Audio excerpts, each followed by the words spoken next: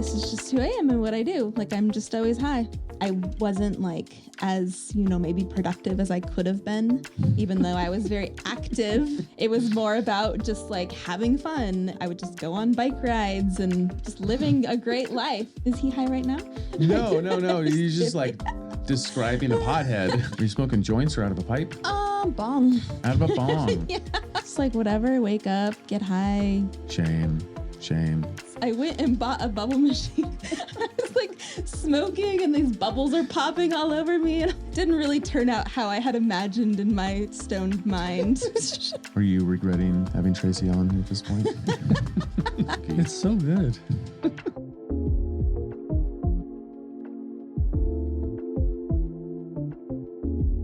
Welcome back to the Sober Bros video podcast. I'm your host, David Whippo. I am joined by my co-host, Daniel, Sober Bro, and we have a special guest today, a Sober Rose. Sober Bros, Sober Rose. Wow. You heard her in episode 1, 2, and 3, I think. She was laughing in the background. You might recognize her laugh. It's my wife, Tracy.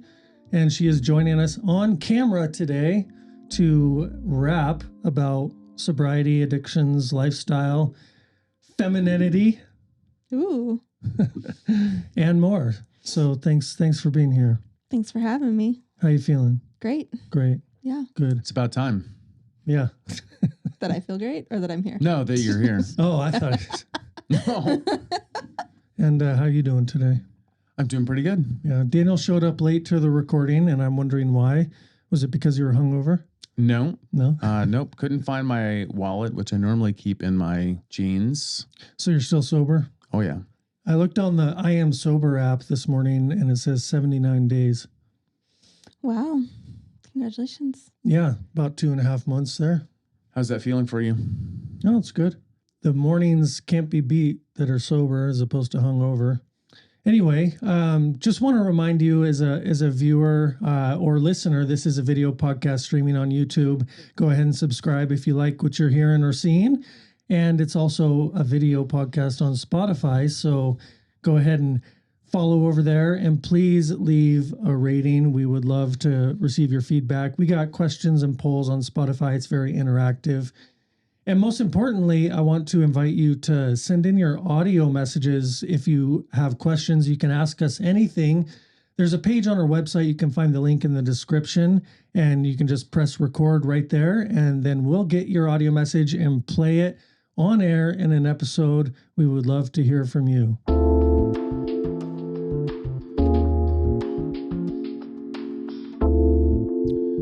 So, Tracy. Yes. Can you describe a little bit about what it has been like to be with David for that many years and watch him go in and out of alcohol abuse and dependency and what it's like now? Yeah. You've seen him sober before. He's been sober before. Is there a difference? Definitely. Now? Well, yes. Of course, when we got together, he was drinking all the time. I wasn't a drinker. But it didn't bother me. It was just like he's never the way that he drinks. He's just like you didn't really notice. Like he maybe became a little more animated, so I kind of liked it because otherwise he's kind of a little closed off, subdued. Yeah, exactly. Comatose. Yeah, pretty much. So I think in the beginning it was just like that was all I knew of you, and it didn't bother me, and I had a fun time drinking with you. It was never an issue for me. And then I think it was like maybe it was more of you beating yourself up over it. Like David would just, be really hard on himself because he just felt like he was wasting his life away, was just drinking. I was never hard on him about it and just like really kind of, supportive whether he wanted to drink or didn't want to drink. It wasn't a big deal for me. And then a couple years into knowing each other, he decided to go sober and quit smoking and quit like coffee, like all at the same time. It was like a nightmare. And luckily we weren't even living together at that point. He took my van and like went and lived out in the desert. Oh, that's right. And so it was like kind of a blessing because he was pretty like hard to be around because at that time, like I think cutting all those things out cold turkey, it was like more of a shift. And he was very dedicated to it and very like into working out and just like, yeah, it was a totally different person. But I had a harder time like connecting with him because we also like weren't really together at the time. And so there was like a few times a week that we would maybe get together or go to the creek or something. But the connection just didn't come as easy because he was very much like in his own process. And then I also started my first podcast at that time. That's right. And so you were like weren't you doing like 3 episodes a week? And like, it was insane. You were just like running yourself ragged and like also. I was just fully occupying my energetic space with something productive and positive. That was my coping or how I was, to overcome addictions at that time. All of them was to just fill that void with something new. And I had to learn a lot too. So I was just learning and like my brain had to be activated to like learn the podcasting platforms ins and outs. Oh yeah. And so I was obsessed with it. And 3 episodes a week. Yeah. And we did get back together during that time because that was like a 9-month period. And we got back together. We lived in Telluride together. And it was not the relationship I wanted at all. I was like feeling very hurt. Like you didn't want to make any time for me. It was like all about sobriety and the podcast. And, right. And I was just like, I can't be in this relationship. So we parted ways from there. And then we got back together, I think a few months later. And the day before we got back together, you had a drink. And you were just like, when we got back together, I went and met you in Austin. That was it. By a drink, you mean? Like a 6-pack at least. Yeah. Probably more. But yeah, when I got to Austin and we were together and you're like, I have a confession. I was like, well, what? You're like, I drank last night. I'm drinking again. And so I, of course, again, just wanted you to do what's best for you. And, wanted you to like not binge again and like take it to the extreme, of course. But you kind of went, I don't know, not off the deep end, but just back to your old habits, basically. Mm-hmm. Back to 6-pack a day. So, fast forward, then it's been like, 5 years since then or something that we've been together. And throughout that time, like you've had your bouts of like, not drinking as much or drinking a lot. I'll go a couple days without. I'll go a week without. Yeah. There was, I think, a month in there. Yeah. And you always like to set dates of like, oh, this is when I'm going to quit. I'm going to quit this time. And then that date would come and go. And I'm like, hey, what's up? You're like, no, like I meant the next time. So this time, I think you actually had quit in January or something. Yeah, I didn't drink all of January this year. Yeah. And well, once we found out that I was pregnant, like on Christmas, and of course, so I haven't had a drink since then. But you decided, well, January 2nd, you'll stop. And then you had stopped. And then you started drinking again so that you could quit with Daniel. For this podcast. For the podcast. I was like, wait, you already quit.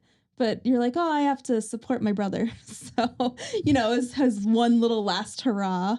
And now, this time, being sober, like, it feels great. Like, I feel like you're easy to connect with. It's, like, not a burden on our relationship like I did feel like it was in the past. We've also grown a lot, and things have changed a lot between us. So it could be that as well. But like my experience of you this time is that you're really motivated and dedicated. Like, sure, I'd want like you to spend more time with me and go on more walks and hikes and creek time with me. But other than that, I feel like your mood is really stable. And yeah, it's been a good, healthy time.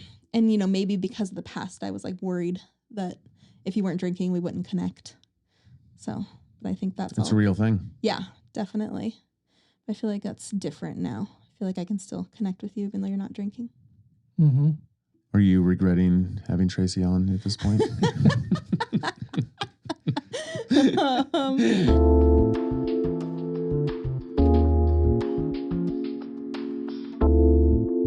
Well, I have more things we could share about you and your Yeah. little habits. Oh yeah, what you got? We haven't really talked about your sugar addiction. Yeah. We've You're talked kind of- about it in the podcast. Yeah, he's hiding it a little bit. No, I'm not hiding it at all. Especially to the viewers, if you watch the shorts that we post on Instagram and TikTok and YouTube, I did a short specifically on that, showing half-eaten brownie. And last night we're watching this show on Netflix, Better Call Saul, the prequel to Breaking Bad, and it's a great show. Love it. But one of the rituals that is associated, that I've made in association with that show, is dessert time.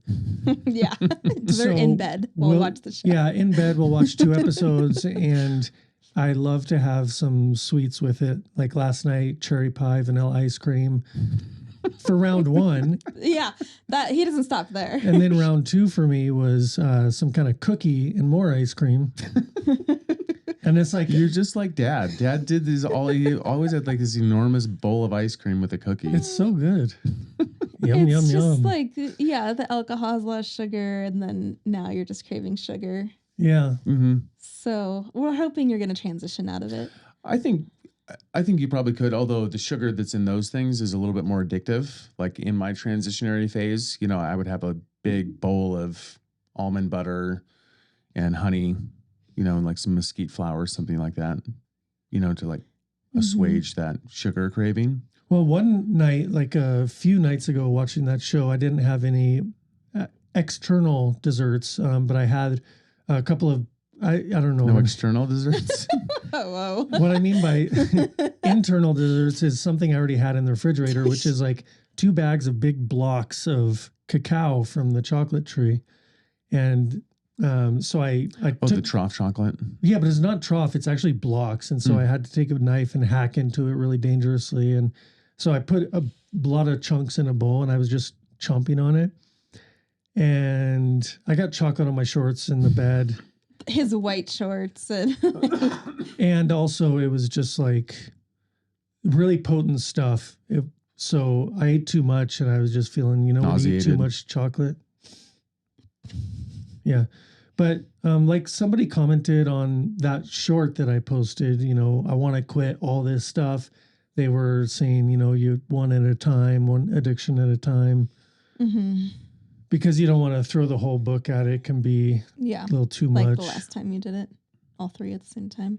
Yeah, which was fine for me, not for you, maybe. Wow. For me, it was great. Like on a personal, selfish recovery journey. Mm-hmm. From that perspective, it was great. I felt like really capable. And what's the word when you do something where you delay gratification and you can trust yourself, the discipline? That felt good for me to be able to do all that at once. Mm. But in the context of a relationship where you have needs. Yeah. Yeah, it's a huge thing to take into consideration, our own personal process in the context of a relationship. Mm-hmm. I've got the same thing with Sophie, Mm-hmm. I just have this like pang of like lost time, all these years that my internal dialogue, which might not be all that positive, is like, I've wasted so much time. We've talked about this. I've wasted so much time with addictions. I just want to catch up. Mm-hmm. And so I try and overcompensate. Mm-hmm. That's an extreme personality tendency. Yeah, you're extreme. Yeah. Like when I found out about garlic many years ago when I got into chefing. Uh-oh. Well, this is just one example, an ingredient when you're making food. Like I found garlic early on when I started reading cookbooks and stuff. And I tried garlic and I was like, wow, that's really good. So when I would make something, I'd put like a whole clove head of garlic in there, and it was too much. So I had to dial it back. Uh-huh. Have you ever thought, I've thought about this sometimes with you because, I tend to do things in extremities. You do as well. Everybody does. But with you, like wanting to be free of all addictions, sometimes you go to the extreme with it. Like, I want to quit all of these things. And do you feel like that's another addictive behavior? I would say no. My instinctual response would be no, but I'm open to other perspectives. Yeah. It's just interesting that it's like you go to that extreme. Like, I just want to be completely free of all of these things. Yeah, I don't think it's weird. I mean, the ideal for me that I just want to be free. Mm-hmm. And I think that's a very natural want or desire for humans is freedom to move away from pain towards pleasure. And to be, you know, I mean, there's in this 3-dimensional realm, there's suffering and pain. And it's, in my opinion, it's just like a natural progression. Was the same opinion that the Buddha had. Oh, is it? Wow. Am I quoting Enlightened him one. inadvertently? So yeah, I just want to be free, but to gain that freedom, it requires discipline, and that is something that I traditionally have lacked. I think you have a lot more discipline than a lot of people. Well, in the spectrum, you know, it's, you know, there's shades of the color, and I'm probably, yeah, I would agree. Comparatively, I'm a cut above the rest. Wow. Yeah. Where's my hype button? Yeah, we need a slow clap for that one. And that's fact, you know. No, yeah, I mean it is. Uh-huh. Now, I thought about you a lot. Like, I don't have a lot of willpower for certain things, like breaking free from addictions. If it wasn't for like your intervention, I was going back through some journals over the past few weeks and just like looking at how honest I was with myself about how much I was drinking. And like, I was like, I'm not going to stop. You know, I see how much I'm drinking and I don't fucking care. So if it wasn't for like this intervention, I wouldn't have stopped. I'd still be doing 3 bottles of wine. I might be dead because I just don't have like the willpower to stop. But I also do have a lot of compassion for myself, which also kind of like feeds addictive behavior, I think, to some degree. Because I can, you know, I can look at myself and be like, you know, I forgive myself. It's okay. I'm just going through this for right now. So I don't beat myself up like maybe you beat yourself up. Yeah. And in a lot of ways, I don't really. That's a good point. It's sort of 2 sides of the same coin. The dichotomy in these things, like compassion is great, but if you have too much compassion, it can lead to complacency. Right. If you have too much discipline or obsession or passion about something, there's the shadow side of that. So yeah, you mentioned the Buddha is the middle way, finding that balance.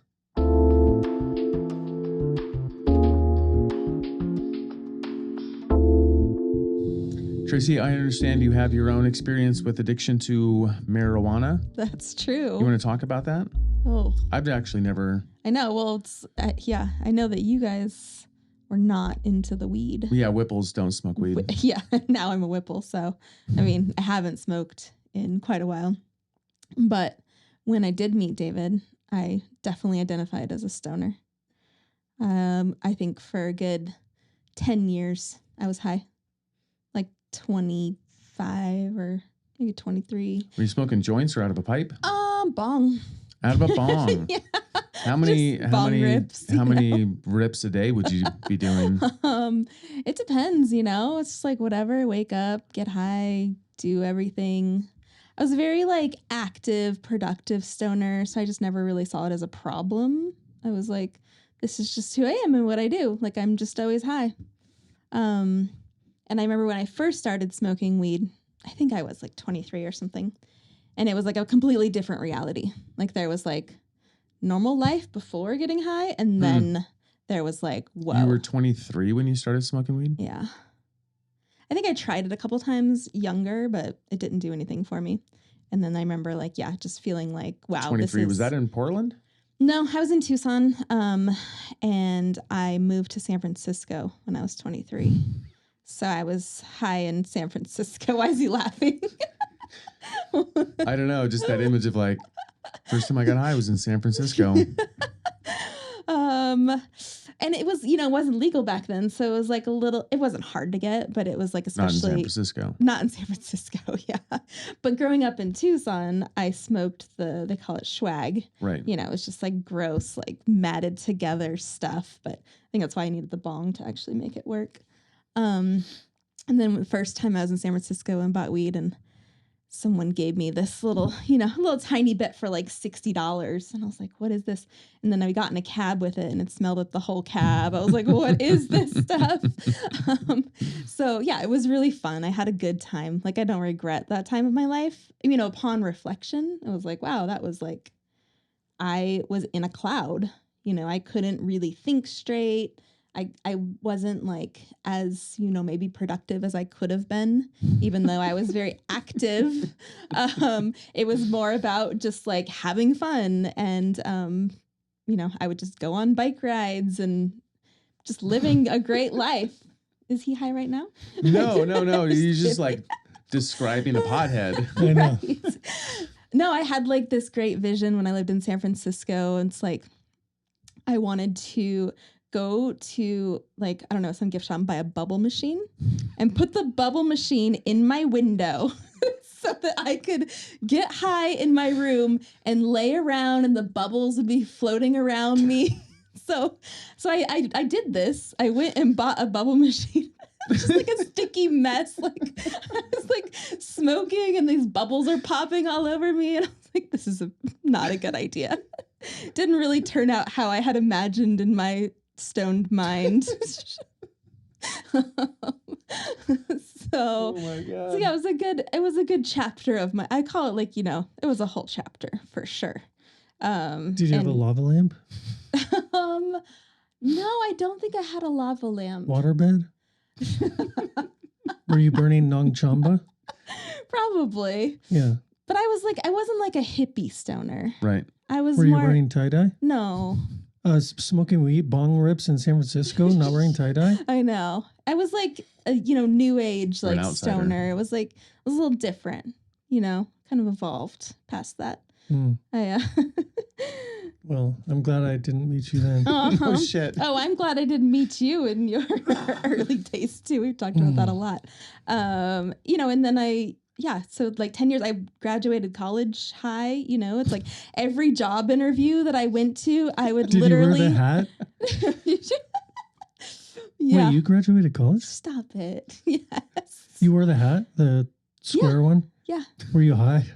Oh, I actually didn't wear that because my Because I wouldn't be able forgot to. it my at college home. graduation. I wouldn't be able to wear that hat if I was high. No. I'd look in the mirror and be like, I wore know. one graduating high school.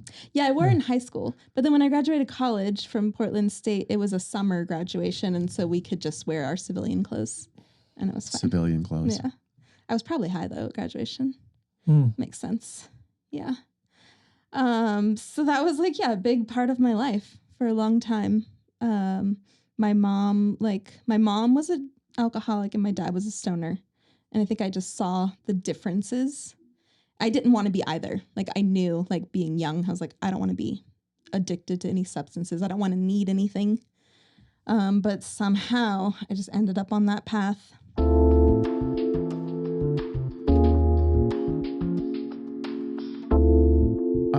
Were there times when you thought that it was a problem? Not really. I did take breaks.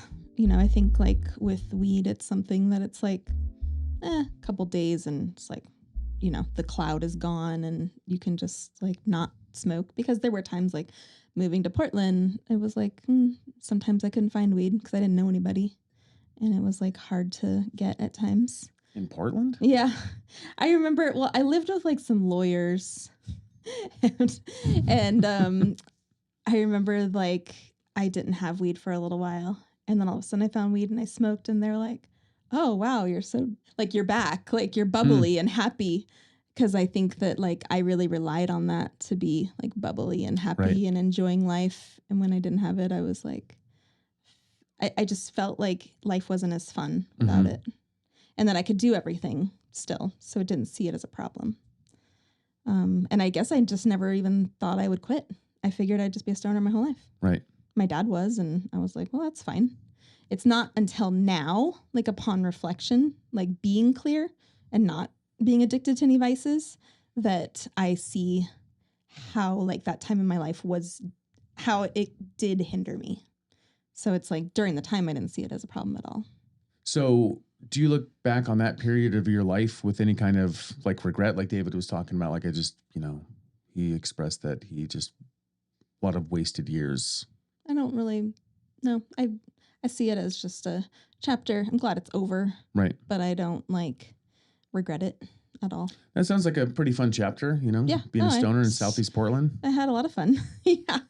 And like I said, I would go to job interviews really high. I worked at a Whole Foods when I was in San Francisco, and I remember taking like a bong rip before the job interview just because I was like, well, this is how I'm going to come to work. They may as well experience me like this before I go and start working there. And yeah. They hired me. Everything's fine. And that's just like the daily. I did, during my time in San Francisco, I was hit by a car while riding my bicycle, and I ended up in the hospital with pretty severe injuries. He had put me on morphine and all this stuff, but I really just wanted to smoke weed. I really just knew that weed was what I needed. So as soon as I got home from the hospital, that was what I did. And they gave me a whole bottle of Vicodin. And so then I got a little Vicodin addiction through that. I would just take a Vicodin a day and smoke weed and drink a bottle of wine. That stopped again. Quick interruption there. Sorry about that. One camera went out. We got a new camera we're testing. Tracy, where were you? I think we're still talking about my life being high, and then my life post being high. Just kind of transcending that addiction. And yeah, when I met David, he didn't smoke and he was really into drinking. So I think for a little while there, I would still smoke a little and then drink with David so that we could connect and be on the same level. And then I slowly transitioned away from smoking weed. I just didn't really want it anymore. And that was kind of a blessing, because I think it was, like I said, I don't really regret it, or it wasn't a really hard thing for me, but I was always preparing, oh, if I was going to go on a hike, oh, if I was going to go to the creek, oh, if I was going to do this, I had to make sure I had my weed with me, and because it wouldn't be a great experience if I wasn't able to get high or something. And so then I felt that kind of burden release of oh, I can just go on a hike. I can just enjoy life. Right. I don't need to be high to enjoy life. Mm-hmm. So yeah, it feels great. It feels great to not be addicted to it anymore. And now it's I think that I thought I was hiding it so well. And now I see people, I'm oh, they're high. Oh, they're high. I'm sure I wasn't hiding it. I'm sure everybody knew. Right. But I thought I was really playing it off. So yeah, I'm grateful that now I don't have any addictions.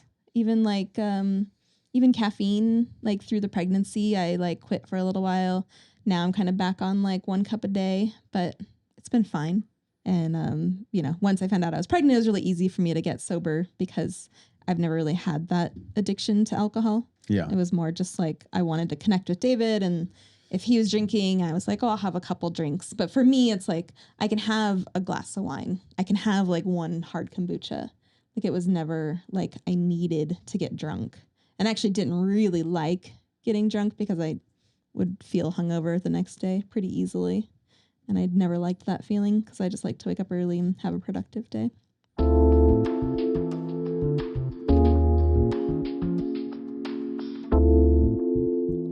So do you have any insights, tips, or recommendations for people who are struggling with addiction to cannabis? How to manage it, reduce it, stop? I don't know.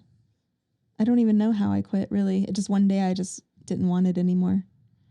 So it wasn't a conscious effort to try to quit.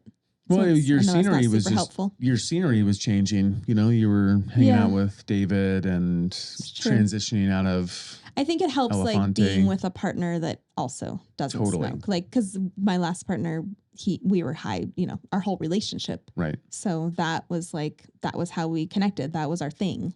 And so then when I was with David and he didn't want to get high, it just felt weird to get high when he wasn't, because then I'd be self-conscious. Oh, am I being weird? Is this awkward that I'm high and he's not? So I guess that's number one, of course. You were smoking marijuana and feeling paranoid? Yeah, I know. It was a really weird thing. But I guess that was number one, is that, yeah, just not being with someone that enabled that, or that felt I needed to be on that level with them. So that was probably what contributed to it the most. So I guess if somebody is trying to quit, maybe, think about who you're hanging out with and what's... Yeah, a change of scenery is going to be, if available.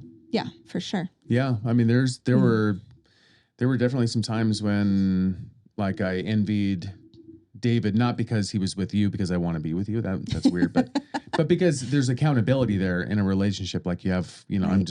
There's no accountability in my life. I'm by myself. Right. But if you're there with somebody else, then there's that. Yeah.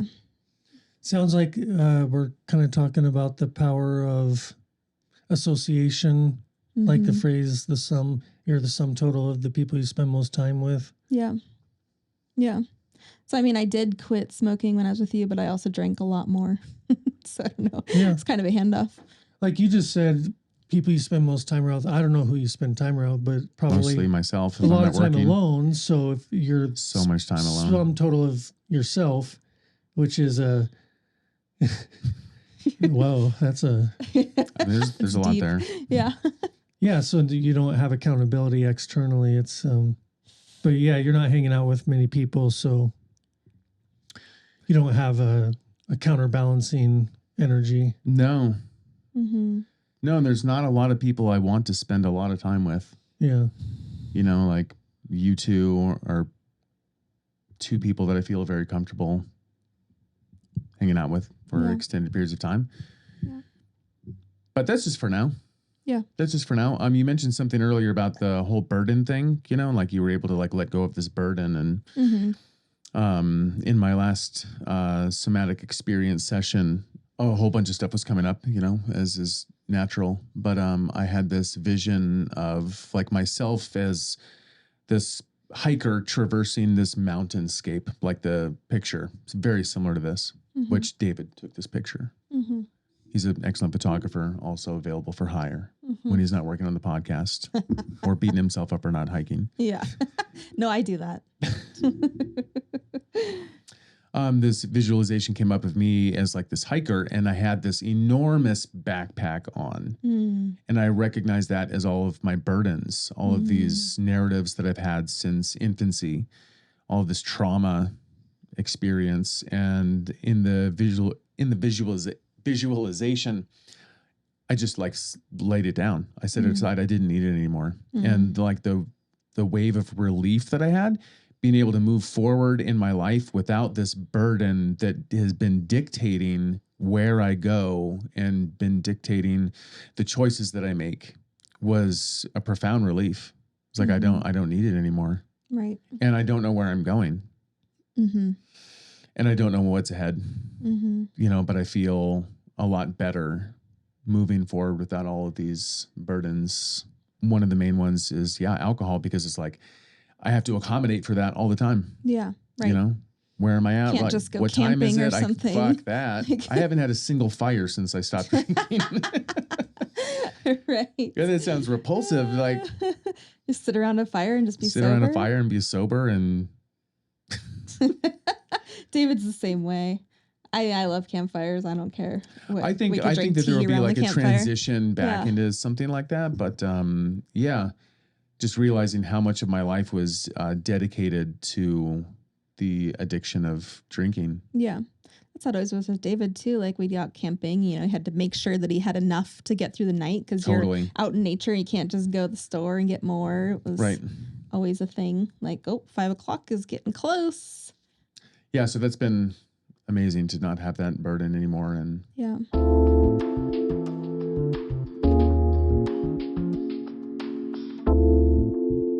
Is there anything that comes up for you, like being sober now for 79 days? Do you notice any differences, like in your character or your personality? Do you feel like your brain's working better? No, I still feel pretty stupid. Oh. Yeah, I'm not sure if that'll go away. I don't either. Actually, I don't have a lot of hope for that. Yeah. Do you actually feel stupid? Jokingly, half jokingly, yeah. I mean, like, I kind of feel like, my mental faculty, like, it's not sharp like a razor blade. It's like softer. Like, are you comparing it to other people, or like? Sure. I mean, there's like people I watch online where when they talk, right. I don't even need to mention names, but they're public speakers and authors, and they're sharp and quick, and you know the way their mind thinks, you know, they've got ideas that come out, and I'm more of like a head in the clouds kind of dreamer, idealist, romantic. And I don't mean like romantic, like No. We all know that that's Sorry. not I mean, in like the Romeo traditional- and Juliet romance. no, that's like infatuation. Romanticism in its foundational sense is not actually like sexual. It's like the romanticizing, conceptual, you know, like pastoral. To romanticize something is to wonder the possibilities of anything, really. And then they put it onto sex and relationships, and so, which is fine because that's still true. But well, it's definitely a key aspect of like I romanticize about society and culture at large. Like I'm an idealist / romantic. Like I wish things were, I wish there was peace on earth, and I wish people would slow down when they drive, and I wish people would be quieter, and all these things. And I just wish that the economy was not so convoluted, you know, like the fiat. You know, see, this, again, not a sharp brain. Like I can't go into like describing how the economy is fucked up, but it is. We all know that on the Federal Reserve banking system. And I wish that the economy was better. I wish that the environment was cleaner, that people wouldn't pollute rivers as much. Yeah, it's almost enough to make you want to drink. Well, yeah. To numb it all away. Yeah. And I think about it quite often, like yesterday, actually, like besides chronic stupidity, I have like I have a chronic like sadness, like that's not associated with like any trauma. There's probably, Really? I don't think so. I think if I can explain, we'll see if I can. I think about the general suffering that goes on in the world, everything that I'm not aware of in my day-to-day life. It often weighs heavy on me. Like just for one tiny example of all the hundreds of things that can contribute to me just lamenting the complexity and suffering in life is, you know, I got the cat and I love cats, but I think about all the cats that are being tortured and neglected and mistreated, not just cats, but all animals even.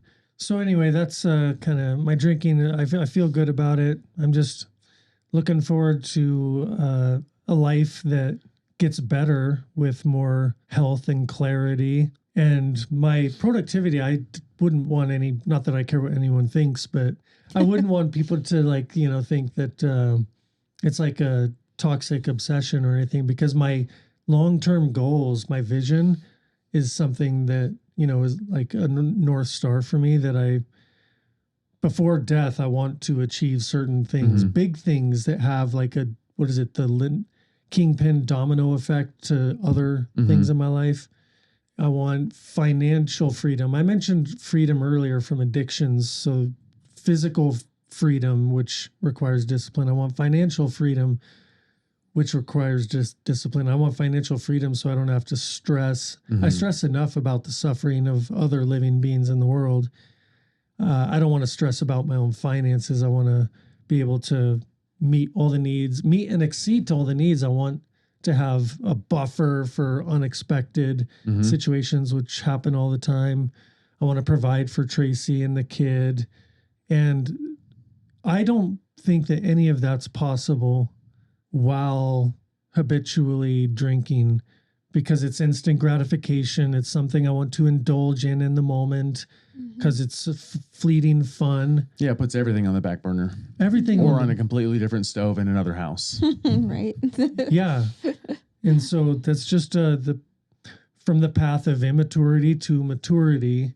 It's selfish, instant gratification. It's very, in my opinion, it's immature and selfish, which is fine for infants and for children and even for adolescents. I think it's, from what I've observed in my life, it's totally expected and okay for the youth to be self-indulgent and instant gratification because they're new and experiencing things. And I get that. But at some point in at some point in your life, you can't just like lay in bed and eat a bowl of ice cream with a cookie.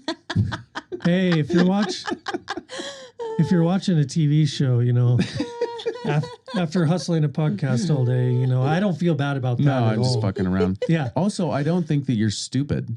Yeah, no, I don't really either. Yeah. I think there's 25% truth in that joke, but then the 75% is just fluff, calories. Yeah, right. Just like rat poison is like 2% poison and 98% food. The 25% can be like really, really, really significant. And I don't think you're stupid at all. Like your talents are vast. Yeah. And no, you're right. I need hypnosis or something. I need a massive like psychedelic assisted therapy. Yeah, I agree.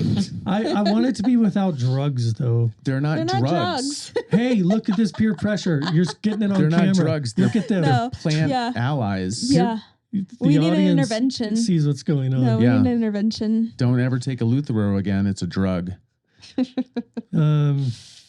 So that's where I'm at right now. I'm just like curious. My sobriety. Again, this is just tangentially addressing your question. How's this sobriety going for me? I'm really just curious and like, what am I missing in order to have the life that I dream and desire of? Well, as far as like the law of attraction goes, one thing that I've recognized in my own life recently are diving deep into the lack of self-worth that I've had that has played. It's like that burden that I have, the backpacker, and that burden has dictated where I go and what I get to experience. The lack of self-worth, the self-loathing that I've just come to realize was so present, that has manifested the conditions of my life. Mm-hmm. So yeah, that makes sense. Yeah. Like if you deeply, deeply feel like you're not worth it because, how we grow up, it's like so many little things. I should take a lie detector test, actually. I'm just thinking about it. That just records stress levels. Well, because what you just said might be true for you, but it doesn't resonate for me. Like as far as self-worth goes, like it didn't resonate for me until I discovered it to be true several months ago. I wouldn't have thought those things. And I'm not saying that that's the case for you, but growing up and mom or dad, might be like, you need to finish your food. There are plenty of people in Africa who are starving to death. Mm-hmm. Shame. Right. So, like expressing emotions. And dad would be like, so you better stop crying or I'm going to give you something to cry about. Mm-hmm. Shame, suppression, repression. I'm not worth expressing these emotions. Like my emotions are not valuable. They're not valid. They don't want to be seen. And so now I've always like invited almost squalor into my life, right? Eschewing abundance and even people recognizing that I'm a fucking amazing person. Mm-hmm. Right. Fuck. Maybe they're fucking right. Yeah, true.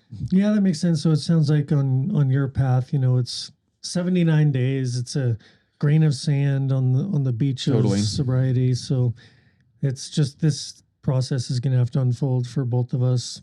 I was watching a video podcast by this guy, Rich Roll. The reason why I'm bringing this up is because perspective. Like I've kind of looked into his biography, his story about where he's been, where he's at now. And what really kind of inspires me or motivates me, this age thing, like where are we at? Like I mentioned, regret for lost time. So Rich Roll, he is like 45 now, and he got sober at 40, started the podcast. He went like vegan at 41, started the podcast like 42. I'm getting my years probably wrong, but you get the idea. Like it was just after 40 where he started to get his life together. I think he would agree with that terminology. And so for me, I'm just after 40. And so you know what I mean? That's motivating to me. Like, yeah, you got to cut yourself some slack. Yeah, there's still time to get my act together. There's a shitload of time. To manifest the abundance that I believe I'm worthy of and that I want. Not desperately, but, like a lot. Yeah. To live an amazing, vibrant Technicolor life, so I can better position myself to help other people, provide for my family, help other people, and be through creativity. And that's all I want to do. So that's where I'm at in my path to sobriety is 79 days. Got some work to do. I should take a lie detector test and get hypnotized. Can you do that at the same time? You're like here, like some psychedelic therapy. Here, microdose me, put a lie detector on me, microdose, and put the clock. No, he needs a megadose. Breakthroughs. I'm getting ready in a couple months to do a MDMA session. Yeah, with a couple of therapists. You want to tell us more about that? Well, when I started seeing my current therapist, because like I've said before, intellectually, I can pinpoint and describe all of the ways that I've been affected in life. And, you know, I can see where I came from and like why I am the way that I am. I can lay it out. But like emotionally, I can just feel like in these somatic experience sessions, I can feel that like from like right here, just below my ribs down, just cut off, like emotionally very cut off, which is weird because I feel like I'm a very emotional person. The way that I was describing where I was at to him, he was like, shit, man, like you've already figured a lot of things out. I think with this form of therapy, we can get a lot done like very quickly, and suggested that we do an MDMA session. He's like, I think if you can get in there, get out of your prefrontal cortex, get out of like your just spinning wheels and the fear, we can just set that aside for a second and really get in there. He said, I think you could get a lot done very, very quickly. Yeah. It's definitely my favorite experience with David because he is so closed off emotionally. So the MDMA experiences that we've had together definitely felt like therapy to me because we, you know, only used it with the two of us in a very intimate setting and used it to connect. Oh, it's commonly used actually in couples therapy. Yeah. MDMA experiences where they're like videoed and a person's there like taking notes that they can then give to the couple afterwards that they go over. Yeah. Safe space to be vulnerable. Yeah. Yeah. It's important. Yeah, you're really good at that. Providing a safe place to be vulnerable. I'm just working on David still. I'm fine. Everything's fine. I'm fine. Everything's fine. I'm fine. That was great. Yeah. Look, I'm a minimalist, you know, unapologetically. I'm a minimalist physically, emotionally. You're an emotional minimalist. You don't want to experience them, so we just suppress them. Yeah, I said that to our midwife last time we met. We were just having a conversation, and I said something like, I don't remember this. You don't remember? Go on. Were you stoned? I know. What the hell? Okay. So I said, we're talking about my emotions and how I'm not closed off, but let's just use the word subdued. Yeah. Sure. Yep. Whatever you need. It's safe. Yep. Exactly. I said, I don't want to really feel, I avoid a lot of that hard stuff because it's so bad and like hard and awkward that I'd rather not even go there. Oh, yeah. Like for an example. Don't pretend like you remember. No, I remember now. For an example, I'll mention one from a previous girlfriend, Nori. We were in Asheville, North Carolina, moved there on a whim, tried to start a new life, didn't work out. She decided to come back here to Sedona, and I was going to stay there. And she was going to take the train back or something, or a bus. The bus. And so I drove her to the bus station, and we had like 30 minutes until the bus was going to leave, or an hour or something, or 3 hours. So a normal or nice person would have probably... Which neither. Which neither of I'm would have stayed with her, right? In a new state across the country, and Japanese woman, fairly new country. Yeah, stay there with him until the bus, and then get on the bus, say bye-bye. Right. I couldn't do it because I was like, it was so like awkward and sad, and like totally. I left. I got in the car and left her to wait by herself because it was just like I was sad about it. Even though we were breaking up, you know how it is. Like it was not good, and so I left. because being there would have meant maybe I would have cried. Maybe we would have had to talk about hard stuff. So I left. That's an example of like, there's a pattern of that. More recently than that was when our other cat died. He got ran over by a car. I drove him to the vet, x-rays. They said, well, you can spend thousands of dollars, X, Y, and Z, keep him alive or put him out right now. So I chose to put him out, and they said, okay. So they came back in the room and said, we're ready. Do you want to come in and be with him while we do it? Right. And I said, no, because I was like on the verge of crying. And, you know, like a normal, nice, regular human being would have probably stayed there and bawled. Yeah. But instead of me, like I avoided it because it was like, are you kidding? The tears are literally going to pour down and I don't want that. And it's just so sad. Right. So why would I just like sadness? Like, okay, I'm already sad. Let's not be more sad. Bye-bye. So that's what I do. You're avoiding the full spectrum of emotions. Avoiding is a very aggressive word. No, it's a very accurate word. I would prefer to use like patted. Buffeted. Yeah. Right. But that was, I remember this. Cushioned. I remember this experience, and the midwife was like, you know, because you kind of went into like, you've lived your whole life trying to avoid feeling. Yeah, I think one of the reasons why I brought that up with our midwife is because we were talking about relationships and me and Tracy. And one of the reasons why I waited so long to commit to Tracy is because, well, I was just waiting for the time bomb to go off, like to have her freak out like every other woman has in my life. They've just snapped and gone insane, in my opinion. So I was just waiting for that. So after 7 years, so it was a long test. The closer you get to somebody, inevitably you're one or the other is going to have to witness the other person dying. And so that's got to be really hard because it was hard for the cat. Imagine if it's a human. So, you know, girlfriends my whole life and then leave instead of commit. And then with the kid on the way, I don't even know what to expect with that. But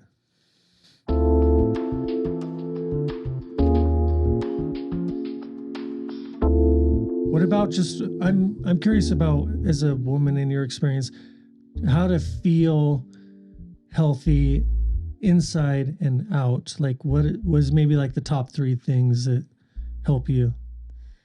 I think addressing traumas is number 1. And I feel like I have really faced my childhood traumas and released them. So I'd say like that would be like one thing, just definitely addressing traumas. Health. And you just did that naturally, or did you do that with some assistance? Naturally, by myself. Well, I went to school for psychology. So, you know, they say that anybody that, you know, goes to school for psychology is like really trying to figure out what's wrong with them. Right. So I think that was my process, was instead of going to a therapist, I just went to school. It helped in a lot of ways. And I think just reading books, like I said, I went to a big existential phase where reading Sartre and Nietzsche and all that, and just really like detaching from any idea of God, or, you know, I went through a dark phase, but I needed that. And I think on the external, nobody would have known. Like everybody was like, "What? You're just smiling, you're happy, everything's fine." But like on the inside, I knew that I was like deep in it. So I didn't go to therapy or anything. No, just books. And yeah, beyond that, just, you know, healthy food, staying active. That's just the things that I do to sustain an integrated lifestyle. What about books? A lot of people like to read, and you've read a few books. A few. Yeah. What are top 3 books for? In my early 20s, and this is a book that like probably if I read it now, it would have no meaning to me. I was high when I read it, so I don't even really remember what it was that got me. But in my early 20s, I read Zen and the Art of Motorcycle Maintenance. Oh shit! And I dropped out of college. When I was totally. I dropped out of college. I changed my whole life. I got interested in learning like without school. Totally. It just completely changed my life. I've tried to like revisit it a couple times. And I'm like, I have no idea what's going on. I tried rereading it, but like his conversations about value. it was like ripping my brain completely apart and reshaping it back into this whole other thing. Yeah. And like I said, I've recommended it to other people, but it just depends on what phase Time in and your place. life. Yeah. Like where you are, like it was a super time and place. Like I needed it in that moment. It changed my life forever for the good. Yeah. And I'm really grateful for it. But like, I don't remember what the lessons were. Like I have no idea. We can go over it later. I know there's a whole guidebook that breaks it down and everything. But you know, it's been so long ago now that I read it. What about books on relationships? Oh yes. I love Pat Allen. I actually looked up the other day if she's still alive. I don't even know if she's still alive, but she is amazing with relationship advice. And I actually read the book called Getting to I Do a few years ago. She says in the book that you'll be engaged within a year, which it took 2 or 3 for David.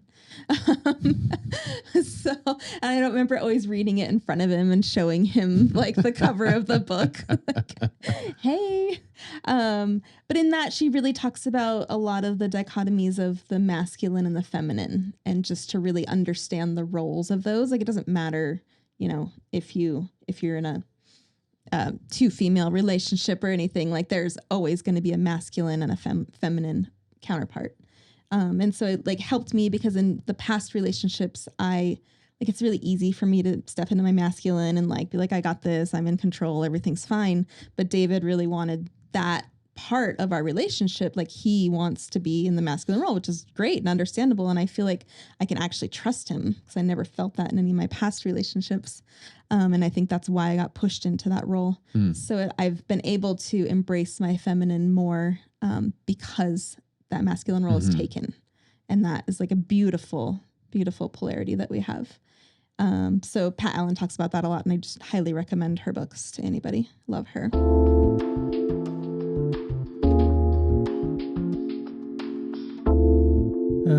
You guys tossing around any names for a kid?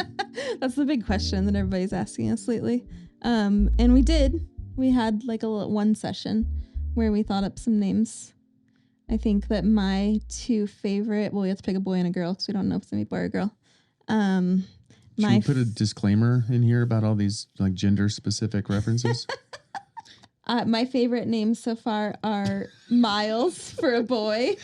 What? No influence by David there? No, actually, it was funny. Like, I liked that name since I was little. It's not for Not Miles because Davis. of Miles Davis. No, but for David, I knew it'd be an easy sell because of Miles Davis. Fuck yeah. Makes me want to have a boy so I can name him Miles. Yeah. And for a girl, I really like the name Cadence.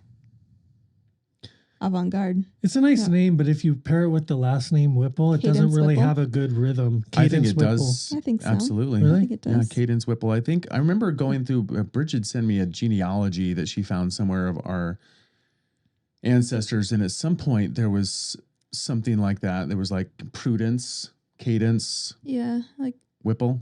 It's like, Prudence, that but it sounds really like good. kind of like prune. I don't know. Yeah. Cadence Whipple. That sounds like somebody from the 1800s. Yeah, that's fine. Yeah, love that's it. fine. We're fine with that. But like nobody likes prunes. So I like A lot prunes. of people like prunes. old people. They're just dried plums. Yeah, I like plums. I found a street plum tree. I don't the even other like day. plums. What? Yeah. Oh wow. Fuck The fuck? plums. You need a therapist. Wow. Yeah, you do. I hate plums. What do you want to talk about today, David? Plums. Yeah. They're really triggering Well, why do you me. think they use the word plummeted? Like it's a bad word. Well, The stock market plummeted. Have a plum. it comes from the Have a word good day. Eat this plum. plum is a Yum. form of measurement. Plumb, Yeah. like plum. Yeah, I means know. like, okay, cool. So that's plummeted, Did you That's know that? different? No. but not Don't. doesn't come from plum. Don't. You know, you can still like do online courses for like the English All the language. things I missed in college. Yeah, I didn't study English. I know. You know. Shit, you don't have to study English to be a good person. Sophie's going through this like on kind of like it's an app, you know, she uses, Yeah. and there's just some things in there. I'm like, you don't need. Let's just skip that shit. You don't need to know that. I never think about that when I read books or anything like that. And it's actually not helpful at all in learning how to read. Until you get into a relationship with someone like me who asks you a random question. Yeah. And, And you're then like, oh, you didn't know? he shames me with his eyes first. He does Yeah. the like, So- yeah, that look. Growing up, I think grabbing lots of bits of random information can actually serve you in pop quizzes later in life. Yeah. But who's better at doing all like the installation and like the building of stuff and all that? Fixing things. Well, I learned different skills. You only because I'll get frustrated and break things because I don't you will. I'll strip screws and like it's stupid and I don't even want to do it. Yeah. Why am I even building this? I don't need it. I You know know, what? like- Anything I wanted to put on there, I'm going to get rid of it. Yeah. I'd I rather know, build like, a website. I know a little about a lot of things, like as far as like how things work. Yeah. I know a little. Do you guys about know a lot. that Cliff Clavin, the character from Cheers, he was the postal worker. Cheers, the television show. Cheers. Yeah, I know Cheers. Yeah. Yeah, he'd always sit up there and he was a postal worker. Cliff Clavin, he would always have these like little bits of information, you know, that everybody was like, how the fuck did you even know that? Well, they named him after, little known fact here.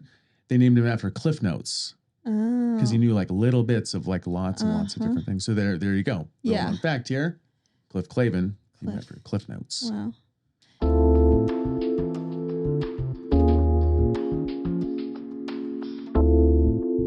Things that I know. What jewelry are you wearing right now? This is a necklace that I made. It's got a Lumerian quartz. Damn, I want to buy one of those. Where can I buy that? Well, I have a website. RadiantRitualsCreations.com. And also, if you live in Sedona, we have a few spots locally. You can buy them.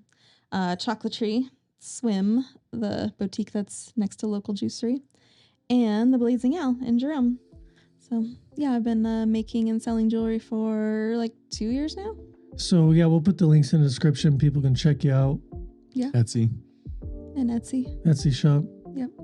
Good. Well, thanks for being on today. Thank you. Appreciate it. Yeah. Nice seeing you. Finally. Good seeing you. Yeah, good seeing you. Yeah. We live together. I'll see you later for Better Call Saul with a half a cake. Yeah. Better have a half a cake for tonight. Oh, I wonder what's for dessert. I'm going to make some breakfast tacos for us right now. All right, let's get to it then. Okay.